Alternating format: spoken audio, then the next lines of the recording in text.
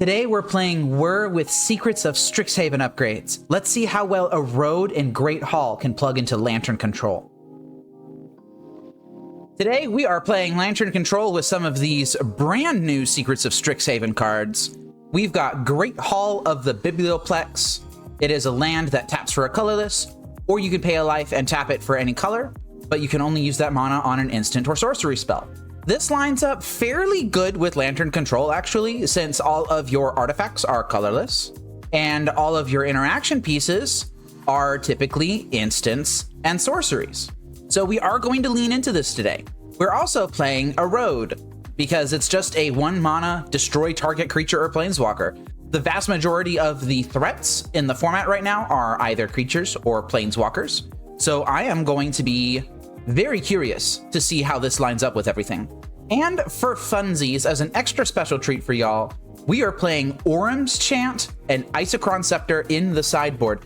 I have no idea if this is going to be any good, but I thought since we are playing a white splash, we could use Orym's Chant anyway. And a singleton Isochron Scepter can be found with Whir of Invention. So perhaps this will do something. I'm going to start up a league, and we will see just how well this sort of spicy lantern list can do. All right, we are on the draw here in match 1 versus Haveaboavida. I am going to keep this hand. It's not super duper powerful, but it's got Great Hall in it, and I want to test out to see how well that lines up against everything. We have got a Strike It Rich off of a basic mountain. So this is almost certainly going to be Storm. And I have cast Thoughtseize off of Great Hall here. I am going to take their Ral Monsoon Mage. It looks like they are on a build that is favoring speed over consistency. I like that a lot. They hit the Scalding Tarn off the top of their deck. They will be able to Reckless Impulse here. That's fine. Let's see what they hit. Mountain and Mana. Torpor Orb was almost a complete dread draw. I am going to cast a Lantern of Insight now, and that's a Monomorphose. I'm going to also cast Pyxis of Pandemonium, and we're going to get a lock set up. I will let them have the Monomorphose. So I know everything in their hand. If they don't hit off this Desperate Ritual, then we are probably doing okay. So Ren's Resolve is just going to happen. They're going to hit Arid Mesa and another Ritual here. So the heroes kind of just got Stone Cold Nothing going on now.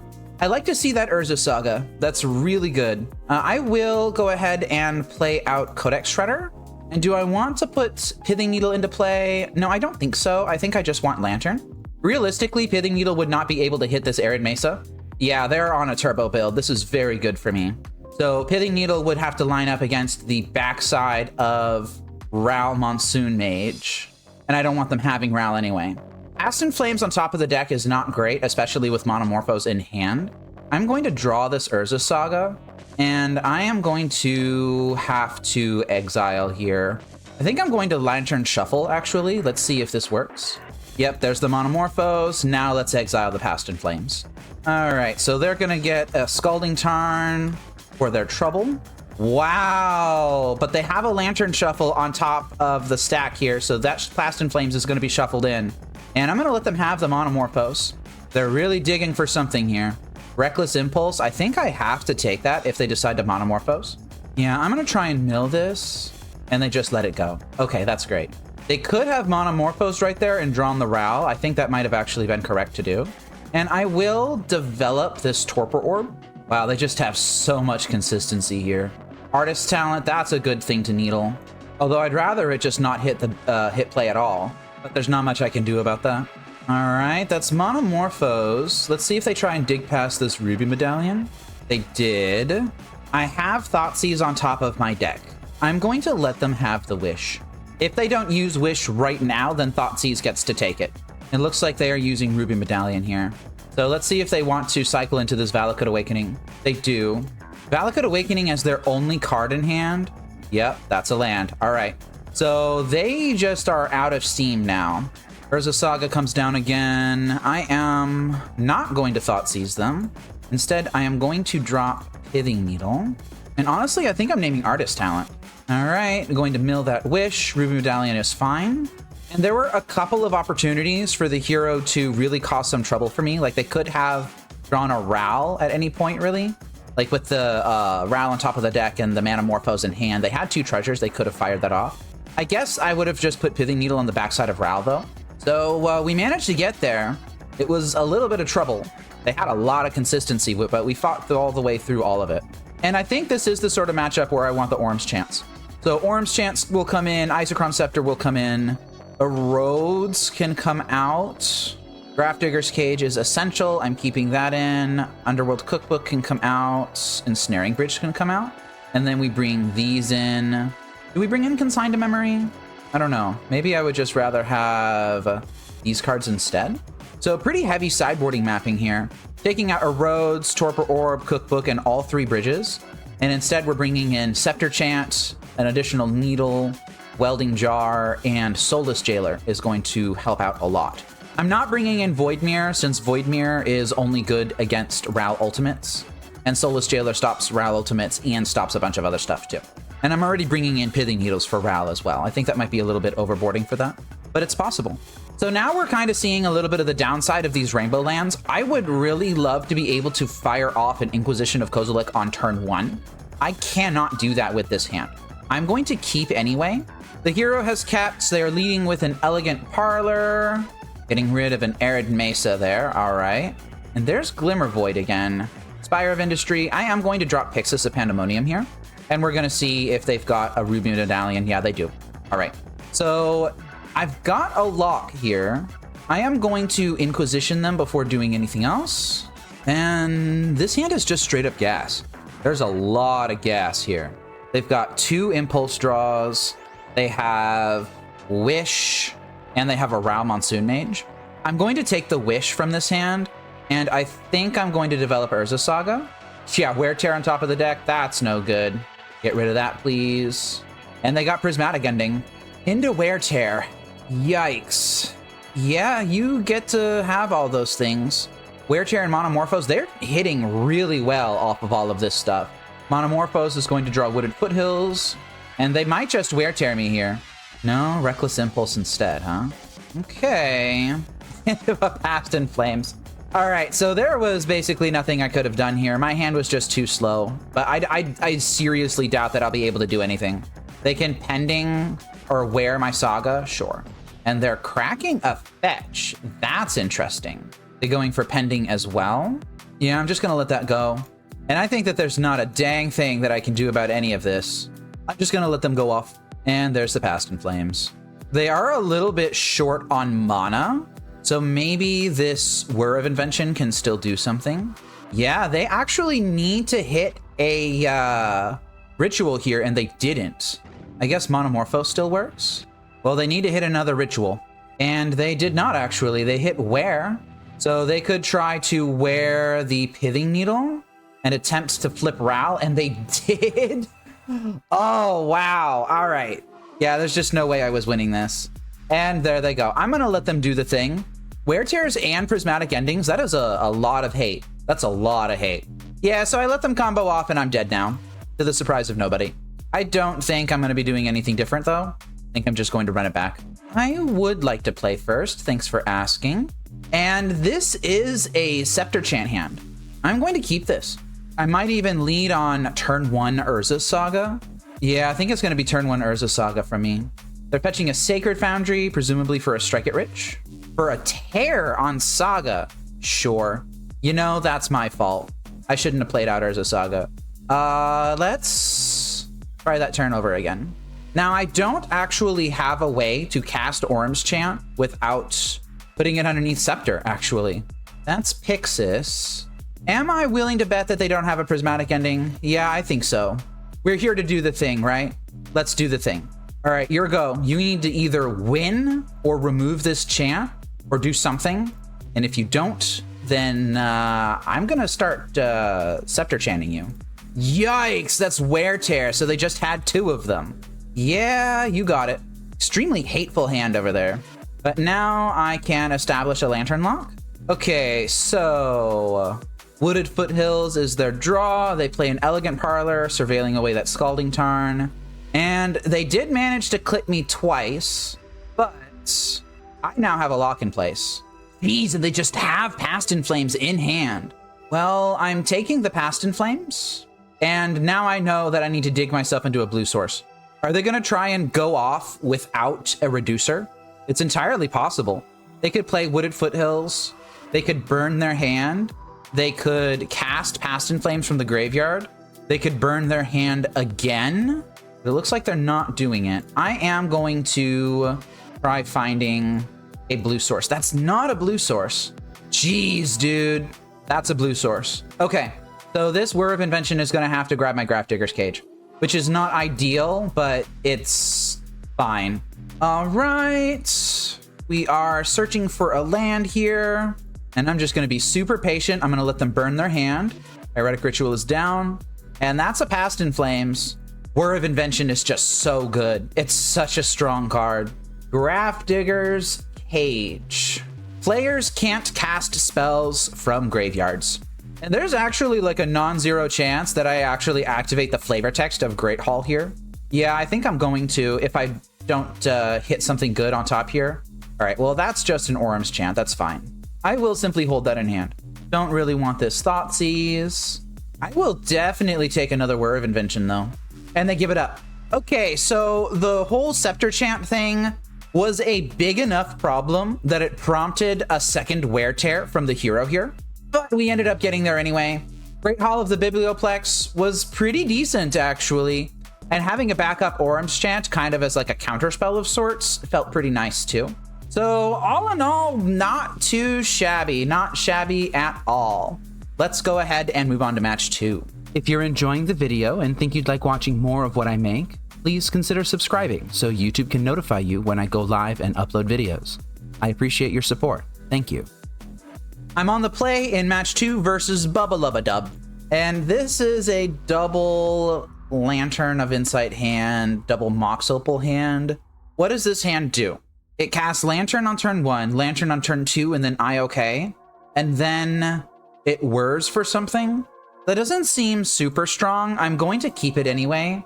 This Glimmer Void makes me really nervous. Oh, we've got Leyline Axe in the chat. Are we playing against Hammer Time? This is Hammer Time. Lava Spur Boots. Off of a basic Plains. You love to see it. Oh, interesting. What do I want to take out of this hand? I wish I could just take the Urza Saga and be done with it, honestly. If I wanted to potentially keep the pressure off for a little bit, I could take the Mox Opal. I think taking Redundant Stoveforge is not really good.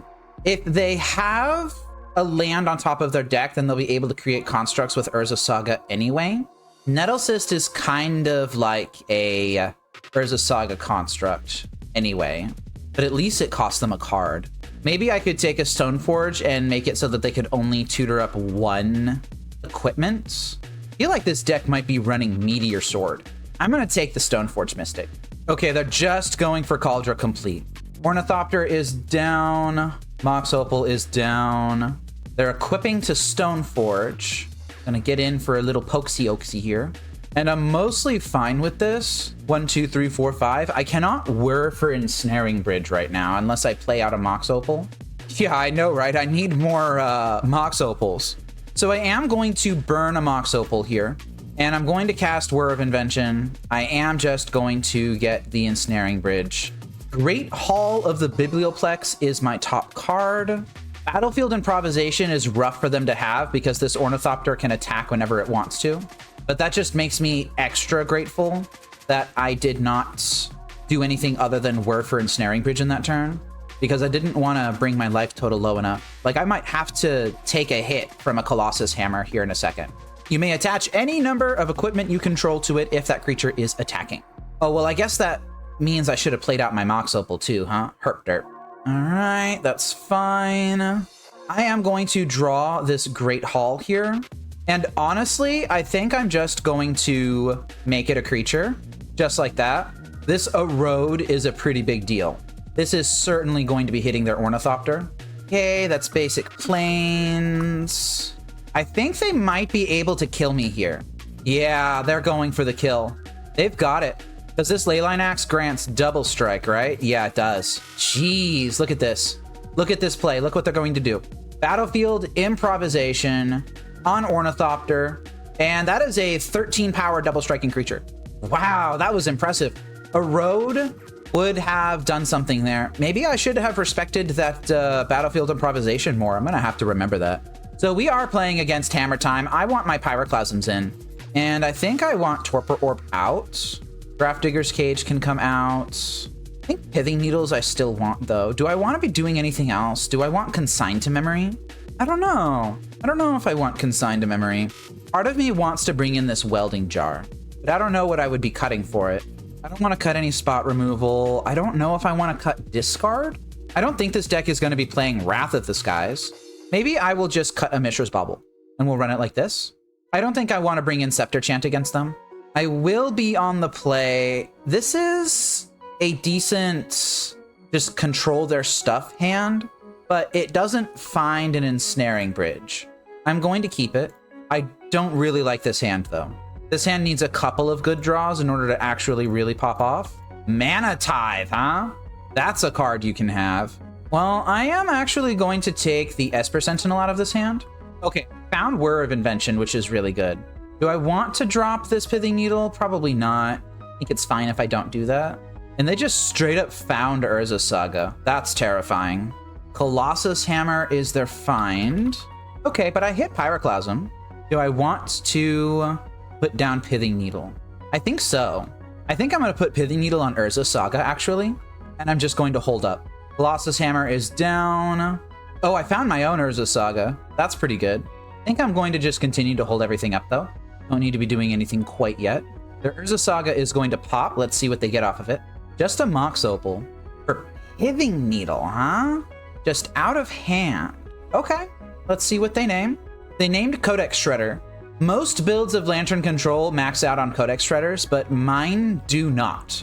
So I still have 4 Mill Rocks that are just really good, actually. Yeah, this battlefield improvisation will resolve, and I am going to erode it. Wait, why is this Great Hall of the Biblioplex not tapping for mana? Hang on. What's going on here? Something's definitely up. Huh. All right, so it was just doing some funky stuff. Just had to right-click it, that's all. Okay, I've got a Glimmer Void. I can Whir for something if I want to. I might not. All right, they're just straight up equipping it then. They can't give it haste, so I'm not going to worry about it. And I am going to Whir for 3 around Mana Tithe. All right, that resolves. That's lovely. Double Pyroclasm was not necessary. I think I'm just going to grab Lantern of Insight here. Another Urza Saga is really nice. Just going to make my guy into a creature. This can block if it needs to. Second time I've done this, actually. Stoneforge Mystic is coming down. I'm fully expecting like a Meteor Sword or something like that. Just Lava Spur Boots. All right, sure. Pretty sure they still have a battlefield improvisation in hand, right? So I'm going to behave like they do. Taking a little bit of a poke from Ornithopter. And I'm just going to use this Pyroclasm to clean everything up. Not anymore. Although I guess this is fine because I get to kill the Pure Steel Paladin now. All right, let's go ahead and clean up this mess. Yeah, there's an Ink Moth Nexus. I don't love that, but I don't think I'm going to do anything about it. I am just going to Pyroclasm now to get this card out of my hand, though. I don't want them using Ink Moth Nexus, attacking with Lava Spur Boots on the same turn, and putting a Colossus Hammer on it, you know? Doesn't seem very cash money. And I have successfully played around Mana Tithe this whole game. I like that. Oh, there's a Thoughtseize on top of my deck. I would have loved to see that. All right, well, I can't use Codex Shredder, so I guess I'm just going to have to grab my trusty old Pyxis. Now, what do I want to put Pithing Needle on? That's a good question. I don't think I want to put it on Stoneforge Mystic. I think the time for that is kind of past. Putting it on Inkmoth Nexus seems like a bit of a waste. I'm just not entirely certain. I think I'm going to put it on Vexing Bauble, actually. Solely because Vexing Bauble is a redraw. Yeah, there it is. Don't really care about that anymore. Yeah, I'll go ahead and play the land. It's fine. I don't think I want them having Stoneforge. I'm still kind of scared of Meteor Sword.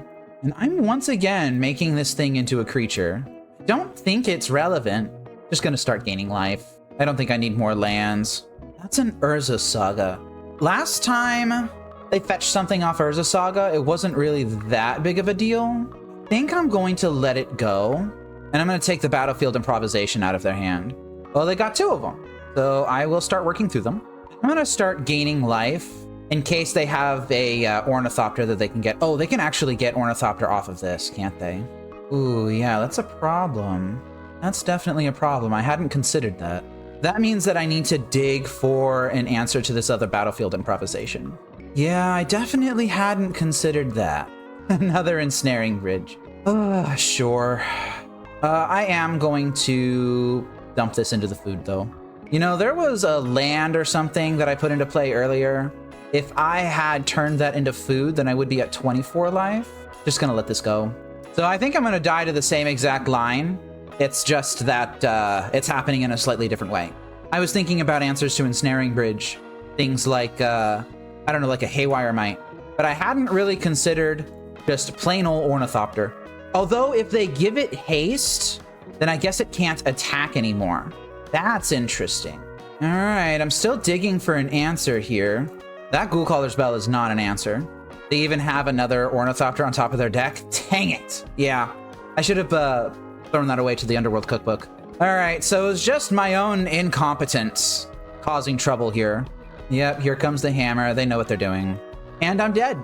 So this Ornithopter was a 24-25, which means that if I had deprived them of the Leyline Axe, and also that one earlier turn where I played the land, I think it was like a Glimmer Void or something, instead of discarding it to the cookbook, then I would have been able to outmuscle this. I was too focused on Urza Saga finding things that remove Ensnaring Bridge. I wasn't focused on Ornithopter, which is a valid hit for Urza Saga, actually. Lesson learned on this, I'm not going to make that mistake again, hopefully, probably, maybe. And let's move on to match 3. Did losing to my prison deck leave you feeling bitter and despondent? Work through the stages of your grief with a membership to Fateseal Magic on Patreon, YouTube, or Twitch. As your grief matures, you'll gain perks like early video access, lessons and sideboard guides, featuring your deck in a video, and can even co-host a stream once you reach acceptance. I hope to see you on your path to healing. I am on the draw in match 3 versus Tinker 147. I'm going to keep this hand that has Pyxis, Bridge, Whir of Invention, and Mana to cast it. Okay, that's entirely too many lands now. I am just going to play out this Pyxis and pass turn. And we're playing against Esper Blink. I have a Torpor Orb in the main. Go ahead and take your Surveil. We could also be playing against Esper Goryo's Reanimator. Psychic Frog makes me think that that's probably more of the case. We'll just have to see. Wow, and I just ripped Grafdigger's Cage just like that. Well, I'm definitely playing that. And I think it's Urza Saga, actually. I briefly considered playing out a basic island. Oof, yep, Thoughtseize. Take my Ensnaring Bridge. Oh, they took Whir of Invention. They can beat Ensnaring Bridge. Okay, my draw for turn is a Mishra's Bauble. I can play out Mishra's Bauble and make my constructs 4/4s, which means that the hero would have to discard 3 cards in order to win combat. It's entirely possible that they can do that. They kept the card on top. I'm going to exile it with Pyxis. I'm not going to be blocking this frog. Just going to let it go. I am going to make the construct now, though. And that's another Urza Saga. I think there's a decent chance that I am supposed to grab a Pithing Needle for Psychic Frog. And I'm just going to play out another Saga. We're going to go to town. Yeah, that's just a Fatal Push. That's fine. But I've now walled off their only threat. That Grafdigger's Cage rip right off the top I think is really helpful. Okay, they drew a card off a frog. Their hand's staying pretty full. I am going to Mishra's Bauble, target myself. I really want that Thoughtseize. Yeah, that Thoughtseize is going to be very good for me. And an Inquisition of Kozilek. I'm spoiled. I think it's just Thoughtseize in this situation, though. Double Prismatic Ending, double Ephemery. Wow, that's a hand. You could do some stuff with that hand. I think I am just going to pass turn, though. If they attack with Frog and don't really do anything else, yeah, okay. So that is Prismatic Ending taking out the Pithing Needle on Frog, and they're jumping their Frog. Discarding a Marsh Flats that they don't need. Playing a land, that's kind of bold. Well, I am just going to make constructs here. Another Great Hall, huh? Honestly, this might be a Great Hall of the Biblioplex beatdown game. I think I'm just grabbing another Pithing Needle, honestly. I think I'm just doing the same exact thing again. I will take one of their Ephemerates. Going to play another Great Hall, and I am swinging in. All right, they are facing lethal on board. They've got a draw or two to try and find something that can make this work out for them. Yeah, you can Thoughtseize me. That's fine. I have Ensnaring Bridge. Glimmer Void is an interesting pickup. I don't think I'm going to reveal that. I think I'm only attacking with one construct. They're choosing to block. They might ephemerate here. Yeah, they are ephemerating. Okay. Just using it like a fog. I figured they would do that. That's why I left one construct back to block. They're ephemerating their frog again, just to put the card to their graveyard, I guess. And whatever card this is, it has to be really good. Oh, they're cycling Unearth, and that's game. All right, well played from the hero there. We kind of just played fair Magic. I would have spun up a Great Hall of the Biblioplex, and I would have swung in with 3 creatures. So the hero kind of saw that, and they conceded the game. I still don't know exactly what they're on. It's certainly Esper something. Grafdigger's Cage seemed pretty good, especially with that Unearth cycling right at the end there. I think Orm's Chant might actually be too fragile, so I'm not going to be bringing that in. I kind of want the Welding Jar. Torpor Orb is a big maybe. It's a maybe. Might want this other Pithing Needle. Soulless Jailer shuts off unearthing things. It shuts off Ephemerate Rebound. I don't know. I think I probably don't want this Underworld Cookbook. And Torpor Orb I'm still not sure on. Maybe I'm just going to cut another Mishra's Bauble. All right, we are going to run this, and we're going to see how well it does. Yikes. This hand is going to get destroyed by a Wrath of the Skies. I'm going to mulligan. This hand is going to get less destroyed, I guess. I do not like this, though. This is not fun for me. Now I need to decide what I'm doing with this hand. I really wish I could keep all 7. I only have 1 blue source for Whir of Invention, and it's a Mox Opal, which means that Urza Saga can't get Mox Opal so that I can Whir. Or it can, but it's going to be a lot more awkward. I think I am actually going to bottom the Whir. I don't like doing this, but I think it has to be done. And I'm hoping to rip a 0 or 1 drop artifact that is not Mox Opal, or a land that produces black. That is not... Actually, all my black producing lands are okay. So we're going to see if we hit. And that's a road. That is actually not a hit. Just going to play out Urza Saga, and I'm going to pass turn. I don't want to get swept up into a pest control. Playing out my Bauble, playing out my Opal. I'd rather be Thoughtseized, I think. Yeah, here we go. Still digging for some out. I find myself really wanting Great Hall of the Biblioplex here, actually. That's a nice thought to have when you are trying a new card. You're thinking, oh yeah, I definitely want this new card. Oh, that's a Glimmer Void. I don't think I wanted that. I'm going to cast Mishra's Bauble, but I'm not going to do anything else. I'm not playing out the Glimmer Void. It's just too risky. A single Prismatic Ending, a March of Otherworldly Light, a Wrath of the Skies, all of those things would take me off that land drop. Yeah, here's Wrath of the Skies. So I am just going to cycle Mishra's Bauble here. It sucks to lose an Urza Saga to that, but at least I'm not losing everything. Jeez, this is really punishing. I think I kind of have to do it at this point. If I can make it far enough to have this Urza Saga in my hand, wow, just binning the Archon for free, sure. Then I'm going to feel a little bit better.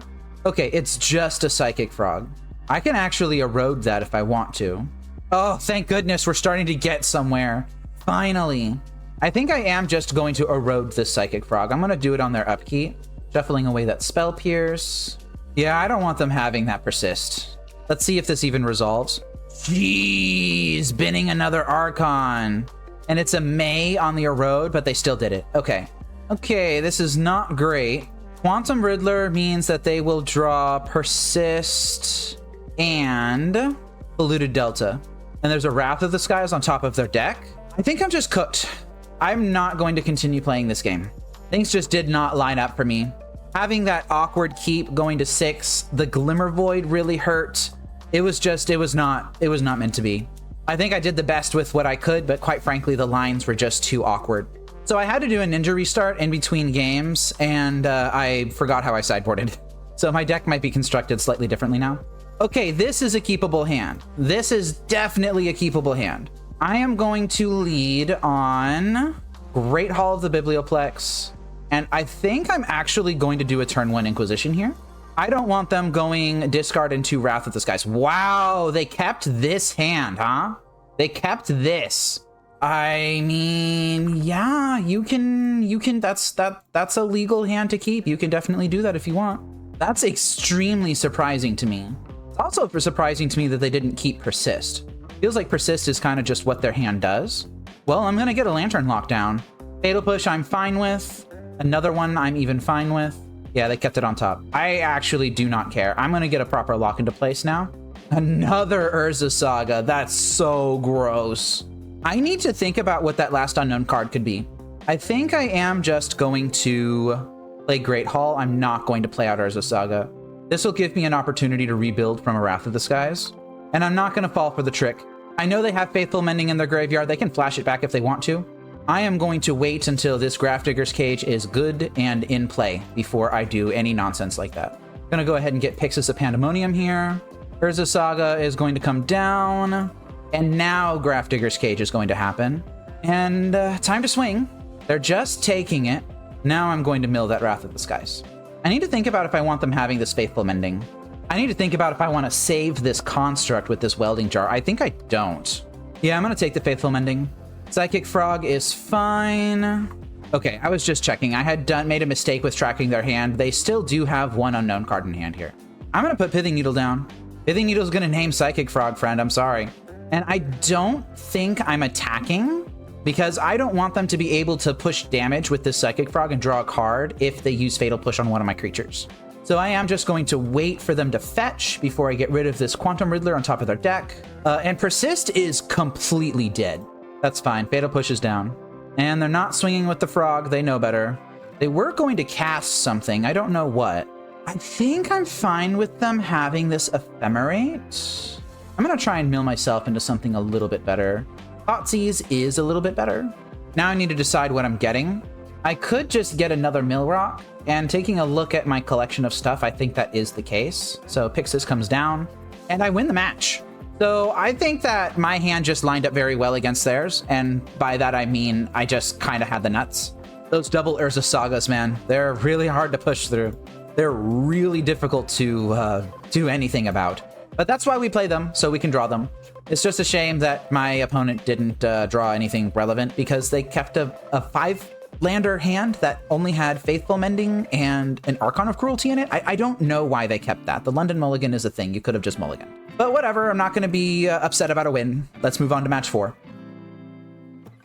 I am on the draw here in match 4 versus TarmoGal, who has already Serum Powdered twice.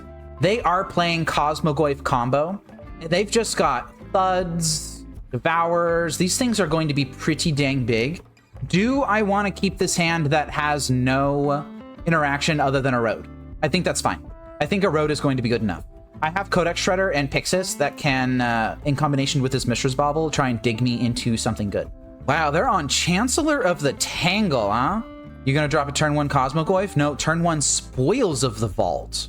If they just exile their deck here and die, I'm going to laugh. But they didn't. They've got a Cosmogoyf in hand. It would be really funny if I top deck a Thoughtseize here. That would be hilarious, actually. I'm just going to play a Great Hall of the Bibliopex, and I'm going to pass. I'm expecting to get Cosmogoyf dropped here. And there it is. Yep, your deck does one thing, and I am going to attempt to answer that one thing now. It's gone. You have a basic land card? Nope. Don't have a basic land. Did they have one in exile? Yep, there it is. Basic swamp in exile. Okay, let's go ahead and dismantle the rest of their hand. We've got Inquisition of Kozilek. This Great Hall of the Bibliopex is really doing something. I am going to take Summoner's Pact, and I am going to make their hand look like garbage. If I find a Lantern of Insight, the game's kind of just over. I don't think I want Thoughtseize. Finding a lot of Mill Rocks. I'm just going to drop Ensnaring Bridge now.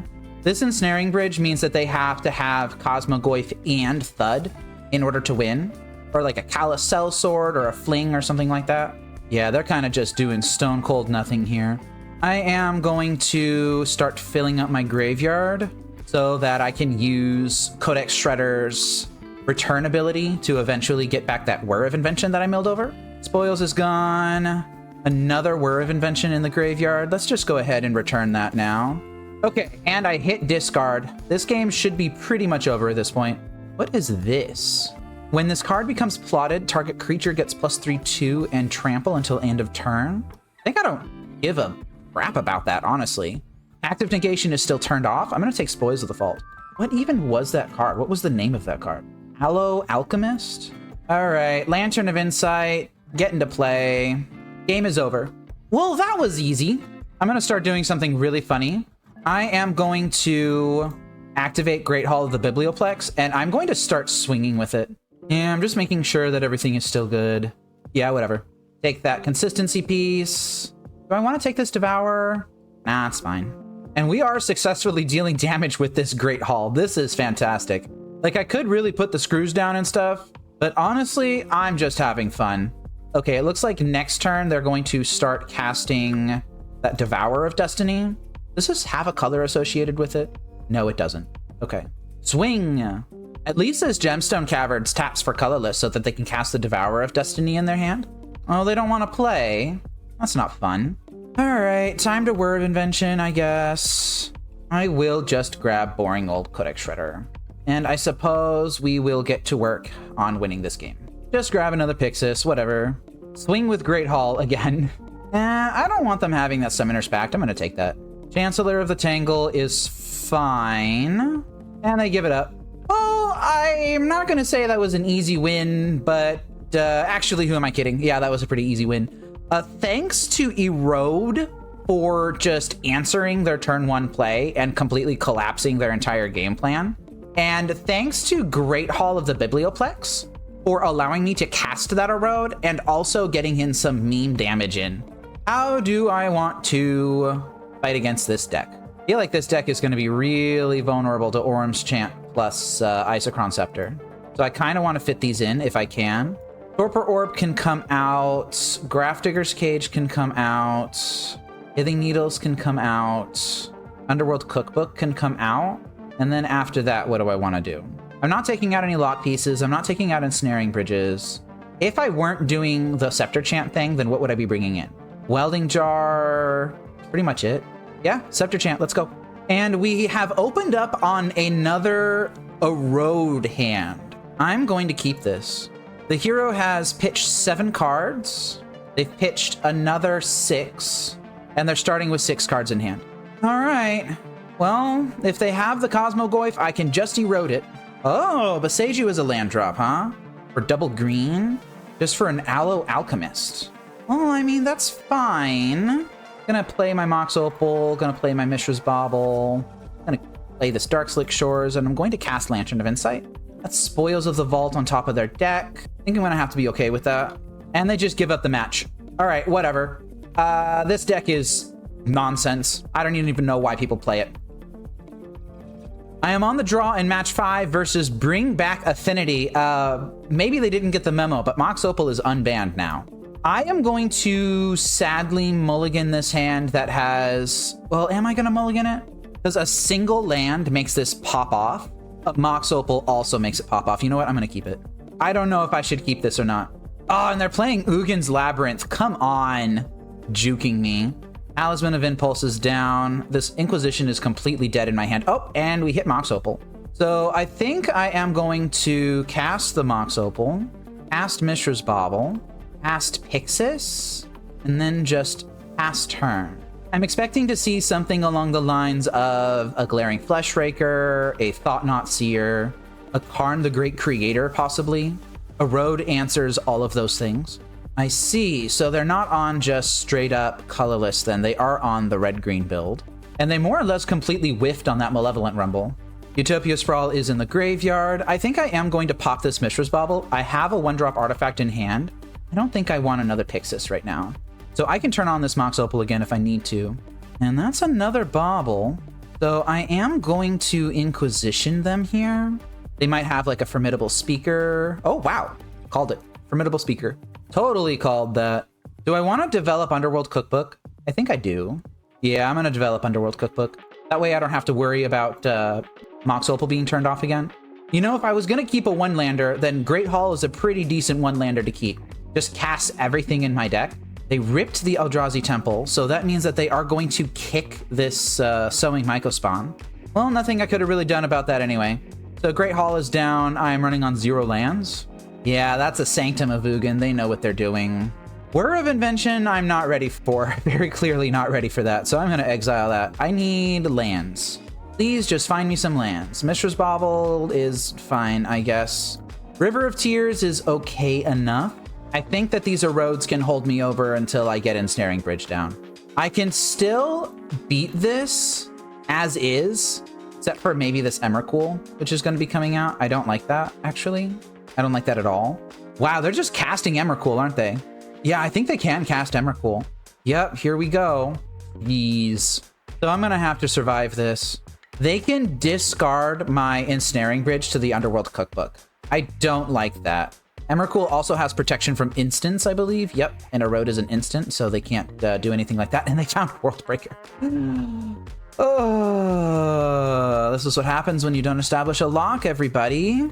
This is just what happens. I'm not winning this game. Oh, I should have used Mishra's Bauble on myself. Dang it, come on.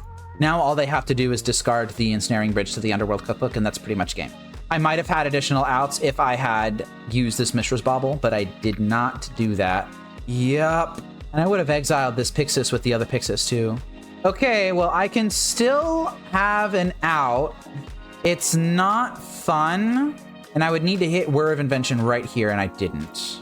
So I'm going to cast this Pyxis of Pandemonium, and I'm going to cry. Because I guess Worldbreaker can come down too, can't it? So I would need like double answer. Yeah, I'm just not recovering from this. I think I am going to concede the game now in the interest of time. So that hand was tempting, but I think we kind of see the problem with keeping hands that look like that. It just doesn't work. It just doesn't work at all.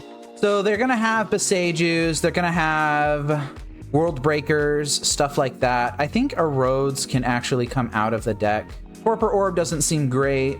I'm going to possibly keep the Underworld Cookbook in just because I worry about something like a Glaring Fleshraker. Although if I'm worried about Glaring Fleshraker, then I should probably keep Torpor Orb in because Torpor Orb also hits Formidable Speaker. Orm's Chance can be fine enough, but I think I would rather have Consigned to Memory. Anything else that I can cut, Grafdigger's Cage can go. Okay, let's see if this works or not. I am on the play. I'm gonna mulligan this. If Urza Saga was a different land, then sure. I'm gonna keep...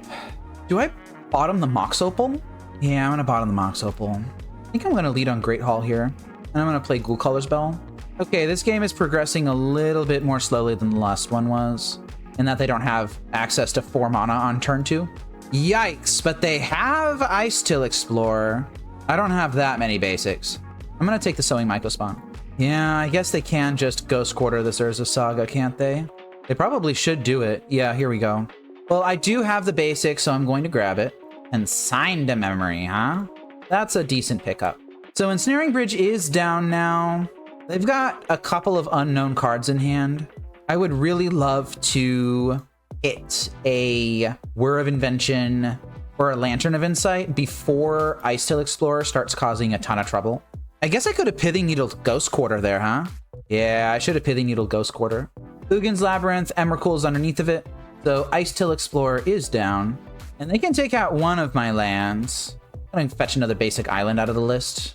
I guess I could have made Great Hall into a creature there, huh? That might have been interesting. I am going to drop Pithing Needle, probably on Ghost Quarter, and I'm going to hold Thoughtseize. Yeah, I should have made Great Hall into a creature. That would have been able to block Ice Till Explorer. Once again, play patterns that I'm just not used to. At least I'm catching them at all, and eventually I'll catch them before I lose access to the play. That's just kind of how my improvement cycle works. Verdant Catacombs enters. All right, they're just casting a Talisman of Impulse. I'm okay with that. They're really cycling through a lot of their deck here, milling a lot of stuff over. And that's a Formidable Speaker. They're going to search their library for a creature card here. This might just be like a Worldbreaker or something. It is. I'm going to let that go. And what's going to happen here is I am going to wonder what's in their hand. Oh, they discarded the Eldrazi Temple. Okay, that makes sense. All confusion's cleared up now. Oh, I found Lantern of Insight. All right, that's huge. This is actually huge. I am going to Thoughtseize them now. And I think in order to throw them off the scent, I'm going to take the Worldbreaker. Okay, Emrakul is in hand. I don't love that. Malevolent Rumble is down. Ugh, Fade from History. Yep, that's a thing. Oh, are they trying to go for everything? I think they might be trying to go for everything here. I'm going to mill with Ghoulcaller's Spell. I don't want them having that Fade from History on top of their deck. And that's a Torpor Orb that I don't love either. I am going to consign this. And I'm going to consign both halves of it. We still have a problem though, and that's that the Worldbreaker can just come back. I think because of that, I am going to pretty aggressively mill. Yeah, I really should have made Great Hall of Biblioplex into a creature back when I had the chance to do it. I would be able to block some damage now because this Ensnaring Bridge is most likely getting removed. I would have been able to block 2 damage worth of attacks now. That would have left me at 9. Maybe with a bit smarter tapping of my mana, I could have been at a slightly higher life total. But as it is now, I need to find a hit in 2 outs or else I'm dead. And one of those outs I find by shuffling with Lantern. I don't like that. So that is a Bojuka Bog there. I still explore number 2, whatever, into a Writhing Chrysalis. All right, so they neglected to do anything now. I am going to make this into a creature right now. And I need to think about the math here. So Writhing Chrysalis is down. Bojuka Bog is the only card that they have in hand. Worldbreaker is still just in the graveyard where it can be brought back. Can I afford to draw this River of Tears? I would block here. I would take 6. I believe I can, but only just barely. All right, that Malevolent Rumble is going to get milled. Disruptor Flute's getting milled. Eldrazi Temple is going to be their draw for turn. And here comes the Worldbreaker. And Sanctum of Ugin is just sitting here. I can't use Ghoulcaller's Spell to really do anything about that because of the Icestill Explorers. They're just going to play it back from their graveyard. Let's see what they hit. Yeah, they're just hitting the Ensnaring Bridge. Ensnaring Bridge is down. I am going to block the Icestill Explorer, I think. And I'm going to fall to 3. And they're daring me to do something about this. Well, I'm also daring me to do something about this. But I think this is game, y'all. They've got a Kozilek's Command on top of their deck. Yeah, it's time to wrap up. So if Ghoulcaller's Spell had been Pyxis, honestly, I don't think much would have changed.